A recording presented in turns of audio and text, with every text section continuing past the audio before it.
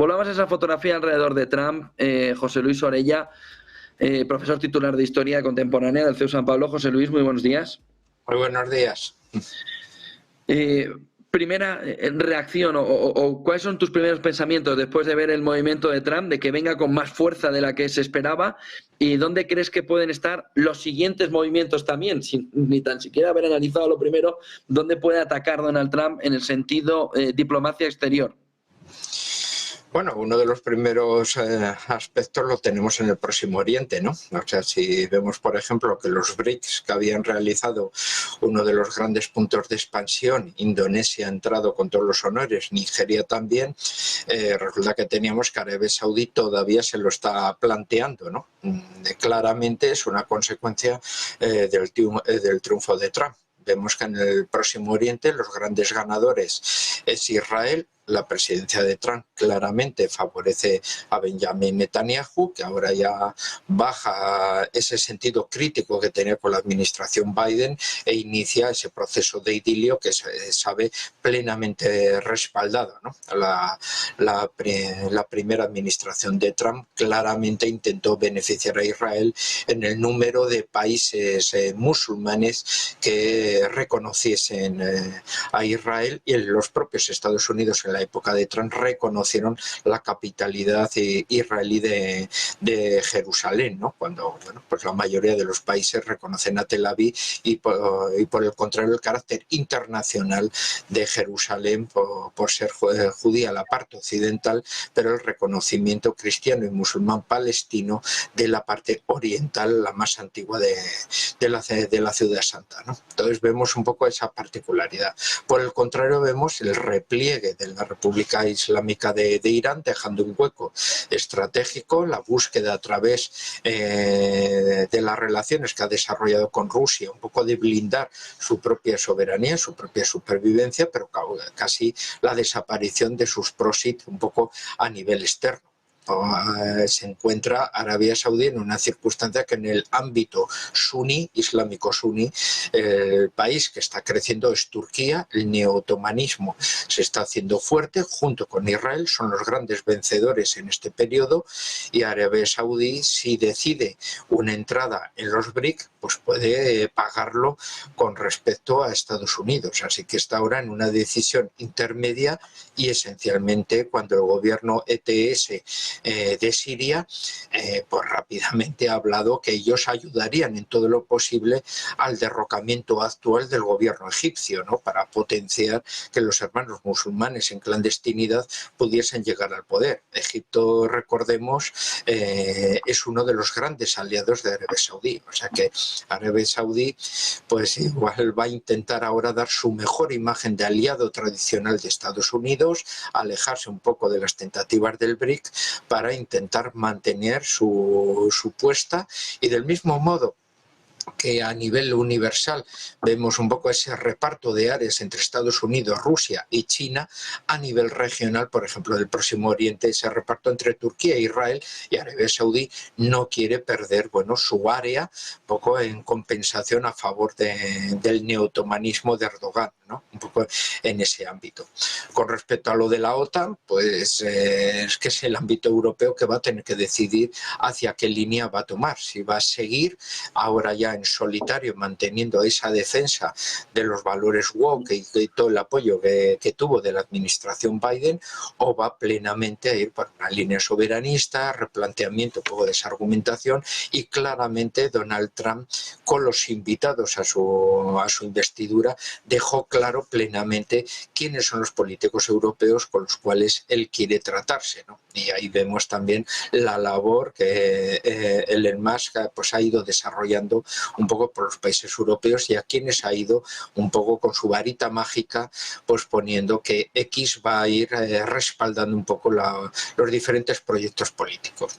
Giorgia Meloni pues se la ve pues ahora como uno de los valores en alza, ya estuvo en la CEPAC hace tiempo, fue uno de los valores que ha ido consolidándose, y claramente bueno pues Italia pues está ahora viéndose como una de las grandes alternativas pues a ese eje franco-alemán con ausencia de liderazgo que va cayendo y que no saben pues un poco cómo volver otra vez a tener un poco ese diálogo, ¿no? Así que tenemos un mundo europeo, mercado de los Estados Unidos, pero con una fragmentación política y en ese aspecto, bueno, pues con uno de los graves problemas y también unos segmentos políticos que están intentando por todos los medios acercarse en ese ámbito. En el caso español, como vemos claramente, pues estamos en una de las peores posiciones europeas con respecto a la relación con Estados Unidos, por nuestras inversiones militares, por nuestros posicionamientos políticos, en definitiva,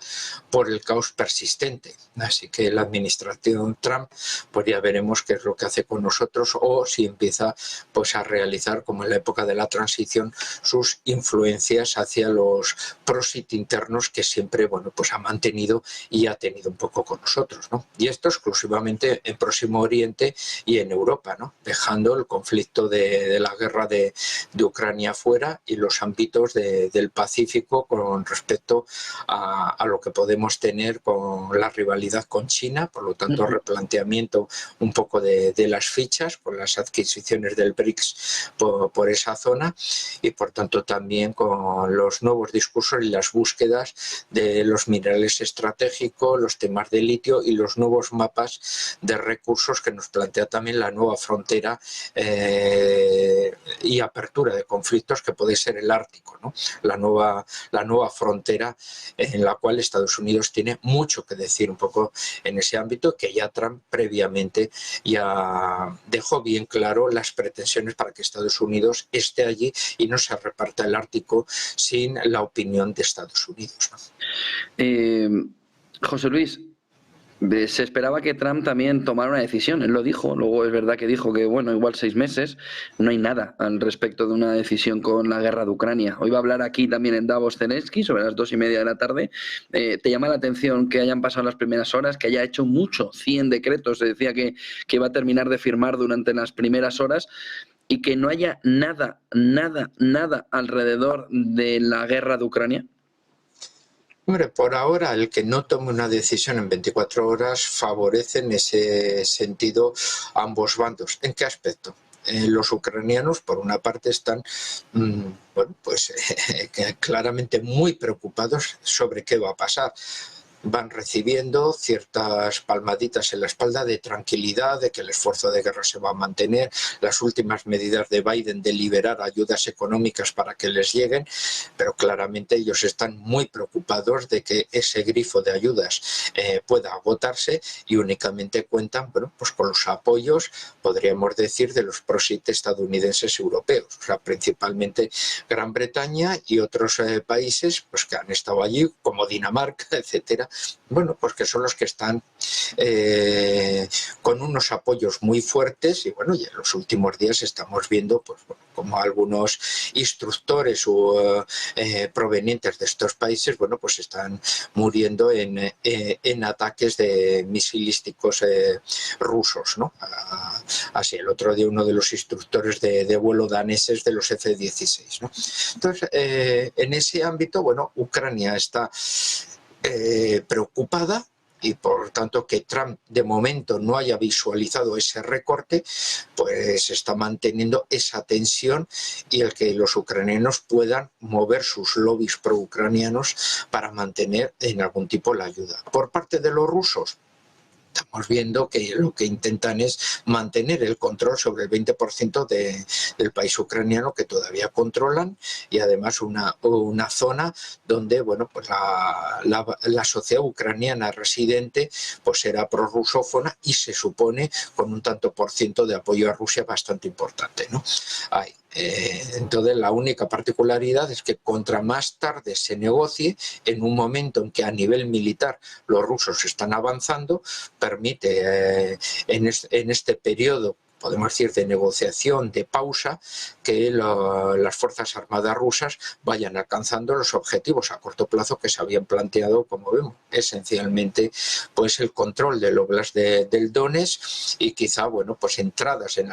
el Donetsk de Dniepro hacia el Dnieper que puedan igual conjugar con algunos otros aspectos, ¿no? Entonces, en ese sentido, pues a corto plazo les conviene a ambos, los unos por intentar, por todo lo posible, intentar salvar las ayudas que tienen, porque son lo único que tienen para su supervivencia, y los rusos porque van afianzándose en el territorio que van conquistando y pueden ir delimitando al alza poco gran parte de esas áreas. Ya controlan la mayor reserva de litio, van a controlar principalmente las minas de carbón de alto contenido de coque, que son las más valiosas de Ucrania. O sea, los objetivos económicos más o menos los tienen. Los demográficos y más o menos de poblaciones rusófanas, algunos aspectos todavía quedarían fuera, como es la zona de Kharkov, como es la zona de Odessa, con la Transnistria, que están allí esperando un poco su enlace. Entonces es un poco las únicas cuestiones que quedarían un poco en ese ámbito, pero todavía habría que ver por debajo de la mesa cómo se está procediendo a ese mundo de negociaciones, teniendo en cuenta que Donald Trump siempre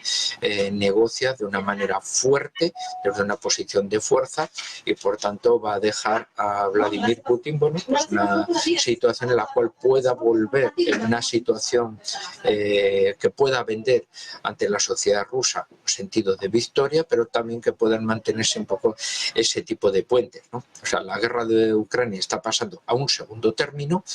y más bien yo creo que Donald Trump lo que intentará es, para mantener los lobbies que están jugando, intentar salvar la situación con los rusos, que los ucranianos no se desmoronen excesivamente, pero sí sustituir ese proceso de ayuda estadounidense que tanto les está costando por sus proxy europeos, ¿no? Y que sean precisamente los europeos los que mantengan esa relación directa con el mundo ucraniano. De ahí y también, si la OTAN sobrevive, tenga que ser siempre bajo los dictados y bajo el control específicamente estadounidense. El armamento procede de allí, la alta tecnología procede de allí, los altos mandos militares son los que dirigen la política de la OTAN, y claramente los presupuestos de defensa de los países europeos van a tener que ir al alza para mantener en movimiento uno de los grandes motores de la economía estadounidense, que es la industria de guerra. Con ese aumento, y como vemos también el cambio de armamentos que se ha producido, ya está. Solo un ejemplo, Polonia ha enviado a Ucrania sus 250 tanques T-72 para mantener el esfuerzo de guerra ucranianos, y bueno, ya está empezando a recibir los 240 tanques Abrams que ha comprado en los arsenales, en las fábricas estadounidenses. O sea, se está en este momento, bueno, pues renovando todos los ejércitos europeos, y somos plenamente acreedores de la industria, de la tecnología y de la formación militar de Estados Unidos, ¿no? Muchísimas gracias, José Luis Orella. Buen día, buenas clases, buenos exámenes.